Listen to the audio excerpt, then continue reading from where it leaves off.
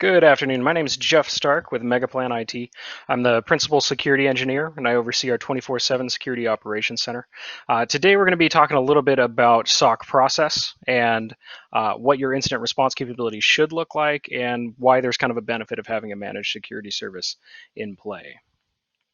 For anyone who isn't familiar with who Megaplanet is, we've been a platinum sponsor for the PCI conference the past several years.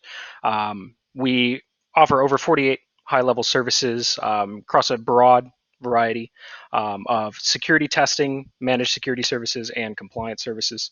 Kind of get a better idea, the layout that we have here of what's included in each one of those. As I said, I oversee the managed security services. So that's our SOC as a service, where we're able to offer fully managed SIEM, along with managed endpoint protection. We do vulnerability scanning, as well as network detection and managed detection and response. And I'll be going into a lot more detail around what all that encompasses during this talk. It's worth noting that we have compliance assessors in-house who we're able to work with, so we get a lot of synergy between our managed security services and our compliance services, so our clients benefit strongly from that. Whenever there's a specific question, we're able to pivot into those things. And we offer an entire suite of security testing. We are an ASV, and we're able to do internal, external scanning. We were actually contributors as part of the 2019 Payment Security Report by Verizon. The main takeaway that I want to kind of express with this slide is that out of all of the organizations that did experience a data breach in 2019, this is the percentage of those businesses that were impacted that had something in place for a particular requirement. So this is showing whether they didn't have anything in place, they weren't sure, or they did actually have something in place. What you'll see here is the highest percentage of organizations that were breached did not have something in place for requirement 10, which is going to be centralized logging and auditing, which is really important. And that's kind of the core of what we try to do with our managed security services. So we have a breakdown here of the different things that having sort of managed security can help you address from a PCI compliance standpoint. Requirement 10.2 is ensuring that you have implemented automated audit trails for systems. 10.3 is kind of specifying exactly what you need to include as part of those audit trails. 10.5 is talking about restricting access so that just not anybody can go in and modify or access those audit trails. And then 10.6, which is probably one of the hardest for people to prove to a compliance assessor, is that you are doing a daily review of the events. There's a lot of things that can get caught as part of that, and the standard actually goes into a great deal of specificity over what exactly you need to be reviewing. You can do it through a combination of automated and manual means.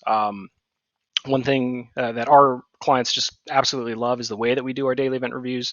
They all go through our ticketing system and are timestamp dated, and it's really easy for an assessor to take a look at those and get that evidence quite quickly. Other requirements, 11.4 is around using intrusion detection systems. 11.5 is change control systems. 12.5 is having the appropriate security roles in place. And then 12.10 is about having an incident response plan, which is what we'll be talking about here in a moment. All of additional things that the managed security service can help you meet. Requirement 5 is deploying and properly managing antivirus in your environment. 11.2 is internal and external network vulnerability scanning. And 11.3 is the external penetration testing. So I'd like to, just as a high-level overview, go over what a mature SOC model looks like. So essentially what we're trying to do is, you see in the top left all the things coming in from the internet, the scans, the exploits, phishing attempts, brute force authentication activity, should be getting blocked at your network IPS or your firewall, right? The things that make it through that, before they make it to that gray box on the bottom, which is symbolizing your computer, your endpoints, your workstations and servers, you want to have some sort of network IDS layer in place that's going to see everything going across the network, lateral movement even between workstations and servers. It's good to have that level of visibility. Once we get into the endpoint, we're talking about our host intrusion prevention system, which is ultimately going to be your antivirus, your EDR solution. But at the end of the day, things do make it past that. Things wind up operating deeper within the endpoint. And so that's where having some sort of host IDS is important. These are also what are typically giving us our file integrity monitoring, as I'm sure everyone's well aware. And really, you want to have all of these data sources forwarding into your SIM, which is where your analysis is taking place. And there's some cool things that we can do with that that I'm not going to really get into the specifics here. But as far as the incident response process, what is that supposed to look like? So you have everything forwarding in, your SIM's hopefully, doing its job, it's being properly tuned and maintained, and it's generating meaningful alerts. What happens from there? And so this is where the SOC process from 5-10 years ago has been greatly helped by security orchestration, automation, and response tools. Is that now we're able to bring in an alarm, do some automated contextualization. So historically, you'd have your SOC analysts then have to go out, manually conduct research into each one of these events, pull in any artifacts that they can, do additional research on those. And what a SOAR tool is able to leverage or be leveraged for is that it's going to automatically do half of that work for you. You do still ultimately need to have a person who knows what they're doing, who has experience in these things, that's going to sift through all of that data, because some things are just kind of meaningless indicators. Other things could be a lot more critical. So that's where we come into our qualification. So working kind of clockwise here, qualification at the very top. That's typically where we're going to have our tier one analysts looking at all of this contextualized data, looking for indicators that something has potentially compromised or impacted system integrity. From there, they're going to make a decision. Either no, this hasn't happened. They're going to file it away as a false positive, and then that's going to kick off another process where we document exactly what was labeled as a false positive. We create the appropriate suppression or tuning rules so that we don't continue to see the same false positives. And that's really just in the case that at tier one level, they're able to absolutely identify something as a false positive. Alternatively, they may escalate something to a client. So maybe it's something that they can just tell this is what it is. Maybe it's potentially an unwanted program. Maybe it's commodity malware, and there's always already a process in place to handle that. So they'll do a client notification. We call it our security incident report, and escalate that off to the client. But if it's something more serious, or maybe needs a little bit more expertise to review, then they're going to escalate it as an incident. Here we have the option of being able to do some automated sandboxing. We can also do static dynamic analysis at this level. And then it's going to go to a tier two analyst. And this is where they're going to do their investigation. They're going to look at all the artifacts that are presented, pull in additional information, leveraging, again, their expertise in these matters. And then they're going to come to the same decision process, where they're either going to say, hey, at this point, no, this is a false positive. We're going to document and tune the system based off of that.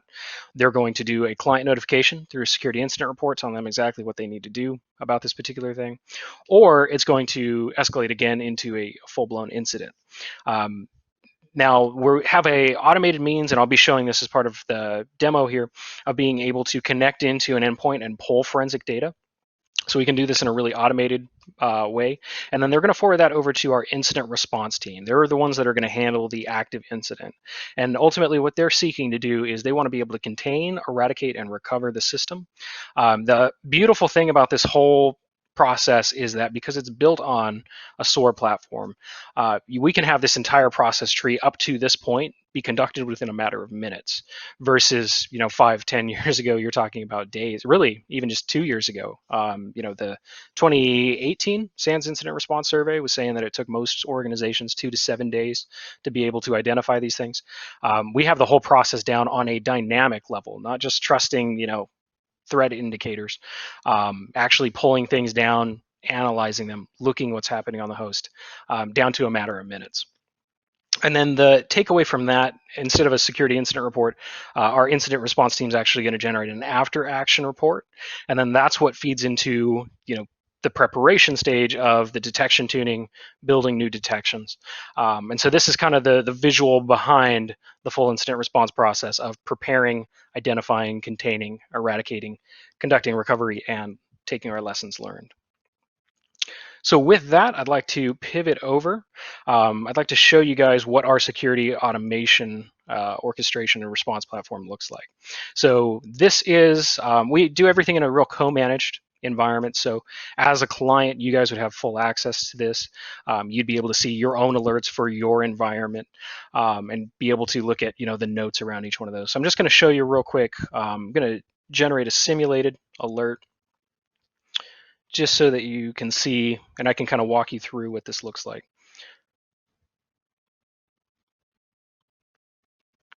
So over here on the left-hand side, we have our cases.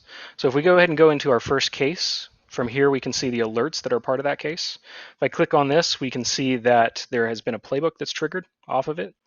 The playbook is going to take the initial event, and then each one of these is essentially a step. It's some additional level of contextualization. It's an additional lookup. These purple events are where it has to make a decision based on the information that's provided. In this case, this first tree is asking, is there an external domain? If there is, it's going to run it against who is, provide a context card here. Then it's going to come back. It's going to decide, are there any external IPs? If there are, it's going to run it against additional threat intel sources. This is all just an example. In production, we have much more complicated processes, and the cool thing is that we can incorporate additional functionalities. So say we want to automate containing an endpoint. Most organizations, it sounds really cool to be able to incorporate something like that, but the reality is that until you have prior consent put in place or you have a process around that for approval, most organizations in a production environment don't want to touch that. You don't want to have your domain controller seized up in the middle of the day because of a false positive and have the repercussions of that come back on the security team. The cool thing about this is we can build that approval process into our playbook. So, that can be really custom tailored to exactly what works for your organization. But you can see here it's kind of finished out. It's at a final decision process. So I'm just going to go ahead and refresh the case so we can see any context cards that have appeared here for us. So this is simulating an alien vault alert. From here we can see for the event information, this is going to be everything from the original event. So there's a lot of information around the source, the destination, if there's any relevant audit, file, or process information that we can pivot off of. PowerShell, hidden, and encoded is going to be obviously something we're going to want to take a deeper look into, see exactly what that was trying to call. When it ran against who is, we're able to take that external domain and it's going to provide us information such as who the registrar is, who the registrant is, how long around for, when it was created, updated, things like that, what name servers it's leveraging. And then the OTX card here is able to give us reputation if it's available. Otherwise, it's going to give us, or try to give us the information around who owns it, if there are associated network IDS detections, if there was ever any associated malware. So in this case, we're already seeing that this IP is associated with a banker Trojan. Any associated URLs, passive DNS results, and then towards the bottom here, we're going to see any related OTX pulses and additional references. So at this point, this is where the analyst, the tier 2 analyst is going to get involved and pull all this information together, maybe even do some additional lookup. A lot of this research has essentially been pulled in, or these indicators have been pulled in for them. And then you can see the action down here is that based on the provided evidence, does it appear that a security incident has occurred? If they choose yes, that's going to kick off an entirely different playbook. If they choose no, this is going to go ahead and file this away and kind of archive it with the appropriate information that we can search on at a later time. So that's the high-level overview of what our SOAR platform looks like. I want to go ahead and generate a different alert here. So this one's going to be execution via PowerShell. And we're going to show you what this looks like when we're pivoting into an environment and we're wanting to gather forensic information. So from here, we can see this is going to go ahead and start running our playbook. There is no external information. There is no external IP. This was an EDR detection, right? So it's going to have things like a file path or maybe an executable or process. And here we can see it's calling on PowerShell. Again, another obfuscated process. And so what we're going to go ahead and do is we're going to pivot on over to CrowdStrike. And we're going to take a look at this, check out our detections. And then right here, the very first one that we have, we can go ahead and click on, take a look at.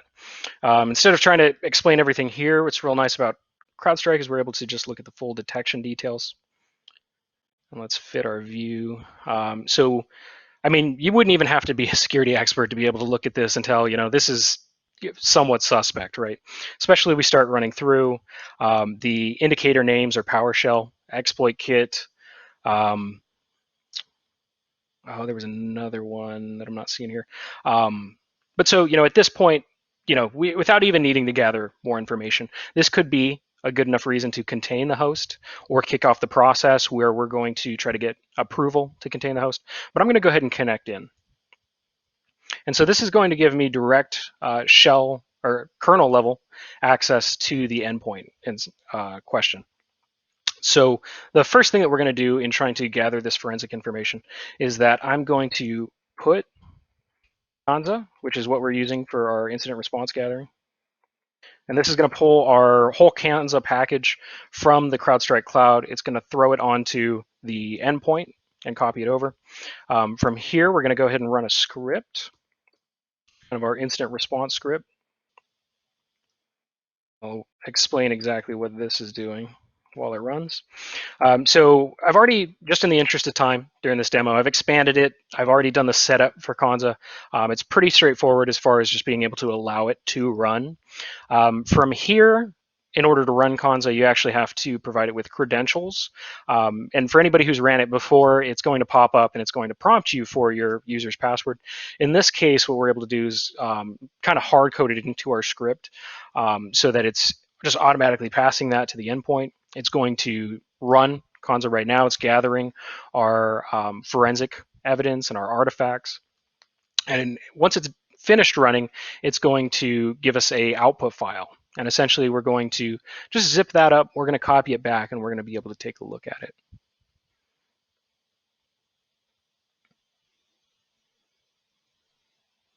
And again, in the interest of time, we have disabled some of the lengthier jobs that will take a little bit longer to run. So just to go back to the process real quick, at this point, this is something where it's already passed through tier one. It's been automatically contextualized. In this case, it didn't make sense to sandbox it, but if we already had access to the executable, or we pull the executable in from CrowdStrike, which we have the capability of doing, our managed network detection, if we're monitoring your network activity, we can actually go in, extract from the PCAP the executable itself and sandbox that ourselves. So depending on the incident, we can definitely loop this in. Our tier two has already taken a look at it, seeing that it's definitely suspicious, forwarded along to the incident response team. They would be the ones connecting in with CrowdStrike, and then their goal is to contain, eradicate, and recover. Obviously, the full extent of being able to do all of this is going to be a little bit beyond the scope of a 20-minute tech demo. But hopefully this will be finishing up here in just a second, and then I'll be able to show you what it looks like pulling that back, and then what it looks like when we open that folder up.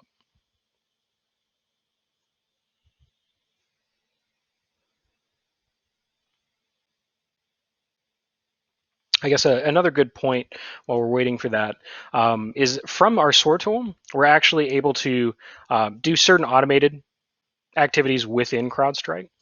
But even if it's not part of a playbook, we can still run what's called a manual action. And so from here, it's going to take a look at all of the integrations that we have set up.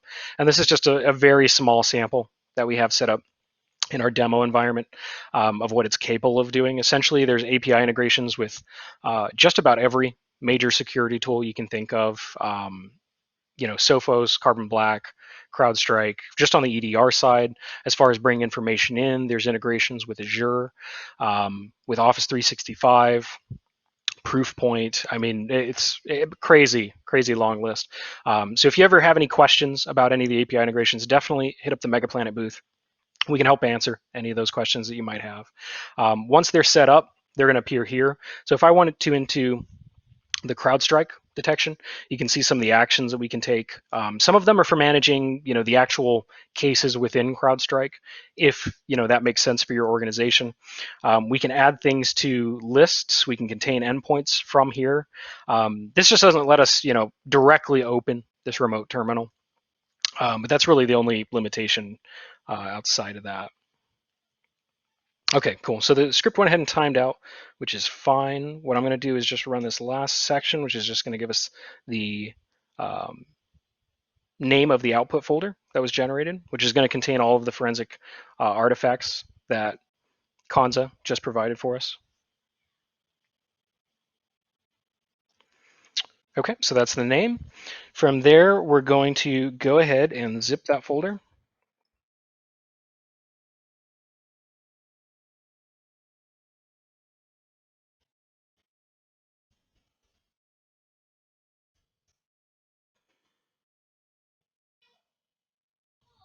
Yeah, and that should just take us a second, and then we're going to go ahead and get it.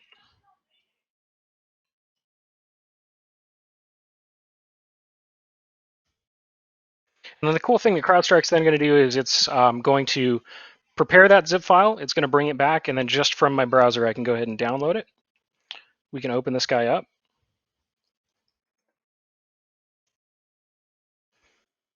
We can extract that zip, and then we can take a look at what the contents of that zip folder are. And so to open this up just a little bit so you can see the names. Now this isn't the full breadth of what we can pull in with Kansa. These are just some of the quicker modules we were able to include. So things like the local ARP, the DNS cache. So anything recently that this host might have called out to if we were concerned about any sort of beaconing would be included in this. In this case, this demo machine doesn't have any of that. Netstat can be helpful, so we can see all active listening established connections, where they're going to, what process they were kicked off by. We can look at the prefetch to see what's ran, when it was ran. We can look at any RDP connections, all the services. Takes a little bit more time. What I like running is auto runs is part of that. Recall is possible to run through that if anybody has any experience with that.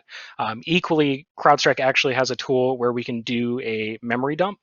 It takes a little bit of time again, but then we're able to get a full memory dump out of the host and then analyze that as well. So that can be helpful outside of looking at other forensic artifacts. But historically, this entire process of being able to get to this point where we have this information, we've always been able to do this, but in the past, it's been a matter of, you provide these sort of scripts to the client. You then have to wait. As the client, you have to be able to get access to that machine. You have to be able to run the scripts.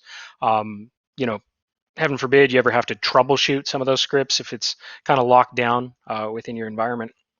And so with our security orchestration, automation, and response tools, we're able to automate this entire process of being able to pull this information in, get the relevant information to the experts that are able to go in, analyze that, identify exactly where our persistent mechanisms might be, what files need to pull down.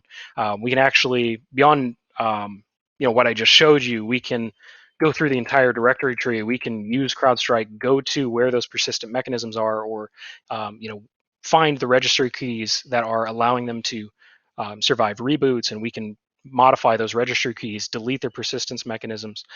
We can kill the process out of memory if they're trying to hide in memory. So we can ultimately hunt down and find, where whatever form the attacker is trying to take in real time. So that is about everything that I wanted to show as part of our tech demo. I appreciate your time this afternoon. Like I said, if you guys have any additional questions, anything else you'd like to dig into, or just would like to pick my brain or the brains of anybody on my team, feel free to hit up the Mega Planet booth. It will be more than happy to help answer any questions you might have. So thank you. I appreciate it.